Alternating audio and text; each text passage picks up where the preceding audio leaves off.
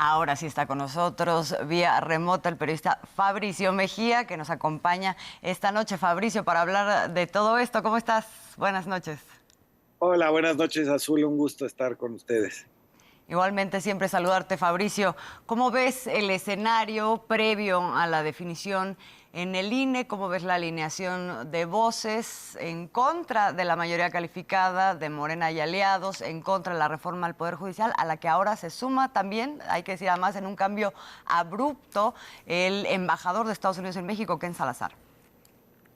Sí, tenemos otra vez todo el cuadro, digamos, de la oposición a las medidas de la 4T, donde siempre han estado, por supuesto, el Poder Judicial, los medios de comunicación corporativos, la embajada y sus ONGs, como la de Claudio X González, la Embajada de Estados Unidos, y sus ONGs como las de Claudio X González. Y lo que tenemos es un panorama que ya sabíamos que se iba a presentar, no de esta manera, según yo, tan burda, porque tenían otras maneras de oponerse a la reforma al Poder Judicial. Es decir, una vez que los electores habían tomado la decisión de librarse, digamos, de una oposición que pudiera bloquear en el Congreso, eh, y unos electores, 36 millones nada más, el 60% de la votación presidencial, define que lo que quieren es ese conjunto de reformas donde una de ellas es la del Poder Judicial. Sabíamos desde que se discutió la ley eléctrica, la reforma constitucional a la distribución y generación de energía eléctrica, que ahí estaban las compañías extranjeras, que ahí estaban en una alianza muy fuerte dentro incluso del Congreso. Ahí los vimos sentados en las curules de los diputados del PRD. eh, Actualmente ese partido perdió el registro y ya no existe más. Lo supimos también cuando la Suprema Corte hizo toda la inhabilitación, la anulación de la ley eléctrica que había sido aprobada por mayoría. Ahí también supimos, y actualmente ese es el poder que está siendo reformado, por que obedece, digamos, a los intereses del capital extranjero, de estas industrias estadounidenses, canadienses, italianas, españolas, con mucho énfasis en ese momento. Ahora ya no tanto, porque Iberdrola vendió sus plantas en México, porque ya no, ya no le conviene, digamos, pues no pagar. Ahora tendría que pagar y pues ya no le conviene pagar la distribución de la energía eléctrica, el cableado, que es de CFE. Y entonces, bueno, lo que estamos viendo es eso.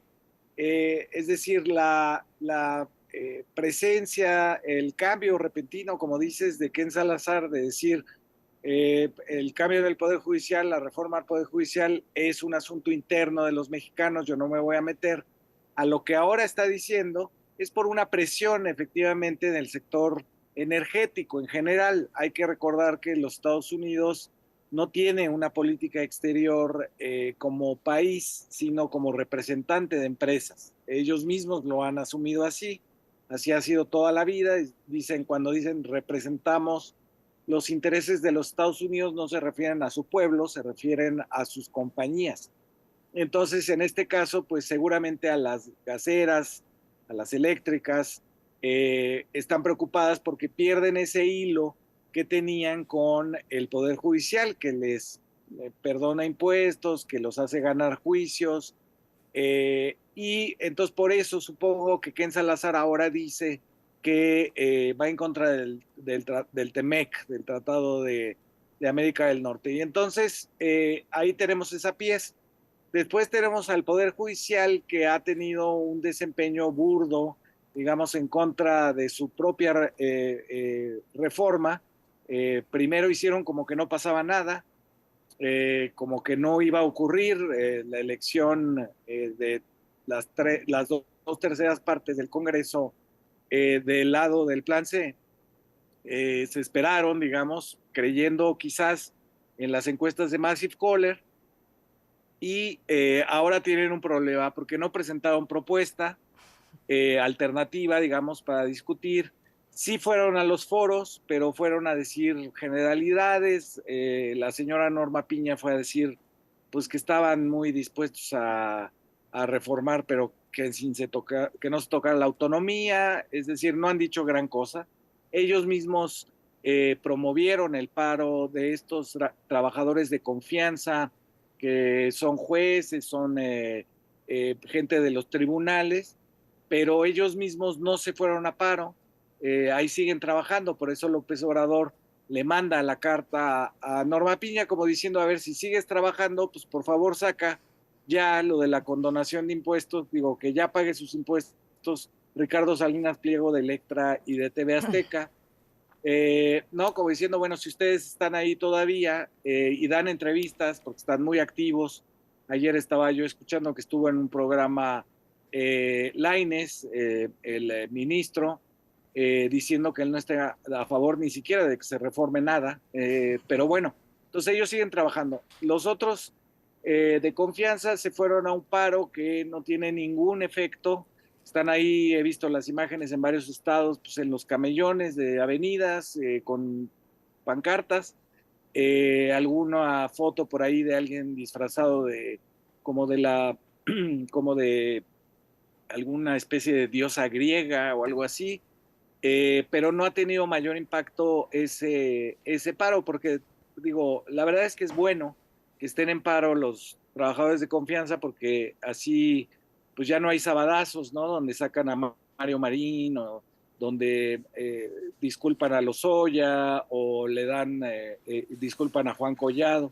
Lo que han hecho en estos últimos meses en un enfrentamiento brutal con los dos poderes, con el Ejecutivo y con el Legislativo, porque no hay que olvidar que tenemos un poder judicial que habla todo el tiempo, ¿no?, de equilibrio de poderes, pero que suplantó al poder legislativo, que se negó a que ni siquiera leer las iniciativas, bueno, las leyes que ya se habían aprobado en el Congreso de la Unión, sobre la base de asuntos administrativos, de nosotros creemos que no se discutió suficiente, ¿no?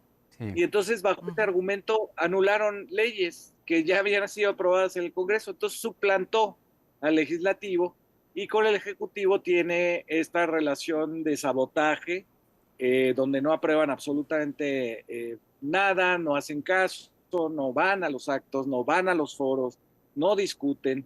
Entonces, bueno, tenemos esa situación, ese enfrentamiento que se veía venir, y finalmente, bueno, pues el INE obedecerá, digamos, a sus funciones, a sus facultades, que no son interpretar la Constitución. El INE no es un intérprete de la Constitución, es para aplicar la fórmula del artículo 54 de la Constitución, y que le daría una amplia mayoría a Morena, PT y Verde en la Cámara de Diputados, y no tan amplia, de hecho le faltarían 3 senadores en la Cámara de Senadores. Sí. De tal manera que la oposición está obligada a no dormirse, a asistir, a no enfermarse, porque con 3 que se enfermen o vayan al baño o se queden atorados en el elevador, les pueden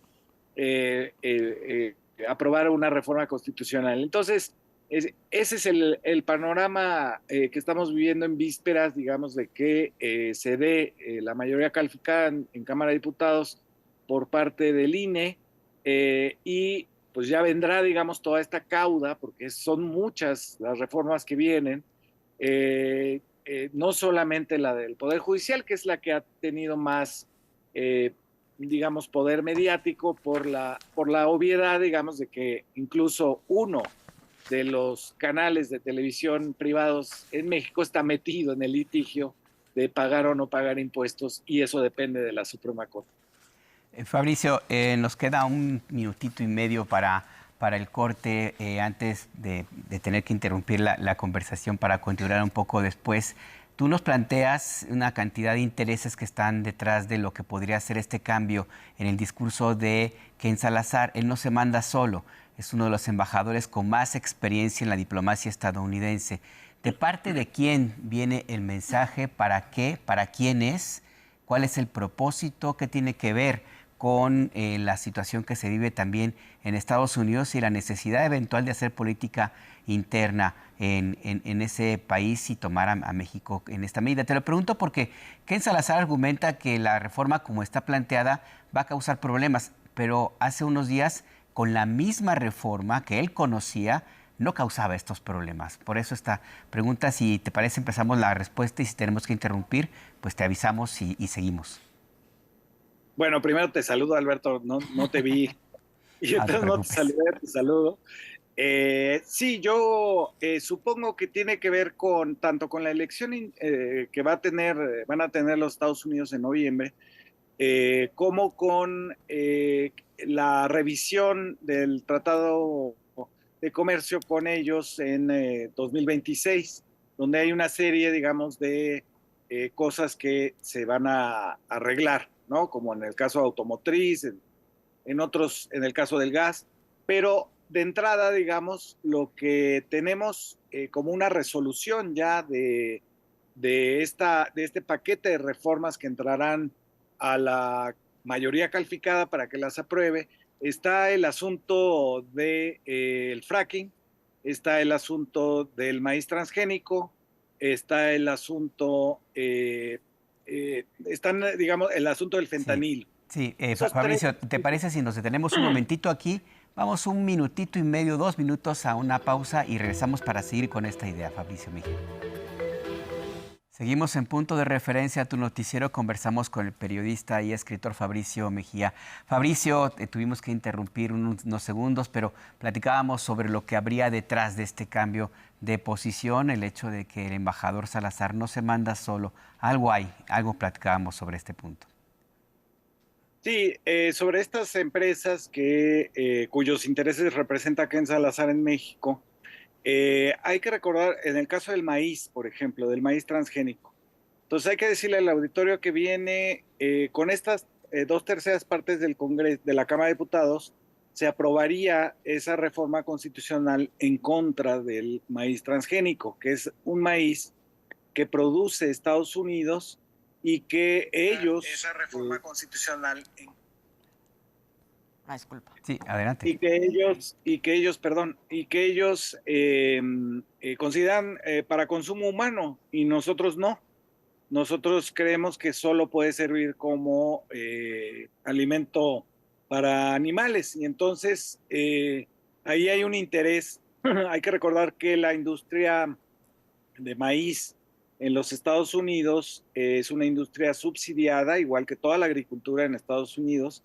En realidad no respetan mucho eso de libre comercio en el caso del campo en Estados Unidos y utilizan modelos transgénicos y fertilizantes que están prohibidos en México. Por lo tanto, esa reforma les afecta a sus productores de maíz. Lo que habría que hacer es, digamos, pues que consigan otro cliente, ¿no? Por ahí, en otro lado del mundo. Pero esa reforma constitucional afecta a los intereses de las empresas norteamericanas. La del fracking también, porque hay empresas, de hecho ellos en el gobierno de George W. Bush se presumió mucho, digamos, de esta nueva tecnología que era el fracking, que es absolutamente dañina para el medio ambiente, porque es utilizar el agua como una herramienta para perforar el subsuelo y sacar gas. Es una tecnología que, como muchas que nos han venido en las últimas 2 décadas, es más dañina que beneficiosa.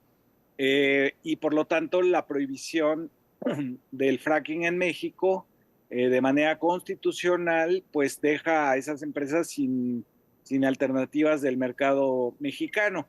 Yo creo que es esa situación la que permite entender por qué Ken Salazar hace unas semanas había dicho la reforma judicial es un asunto de Estados Unidos, de México y no de Estados Unidos, y ahora dice se afectará el Tratado de Libre Comercio, se afecta a la relación con México, pues porque seguramente habría que revisar su agenda.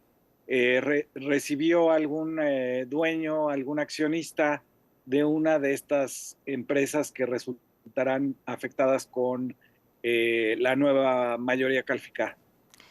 Sí, como dices, estos intereses han estado presentes en la historia de nuestro país, en toda esta administración, probablemente, porque lo mencionabas al principio también de tu comentario, Fabricio, ha habido otras maneras de presión donde no siempre es el gobierno de manera frontal el que sale a dar la cara por estos intereses. Ahora lo que llama la atención es este cambio de tono y lo que estaremos viendo es en qué se traduce eso, ¿no?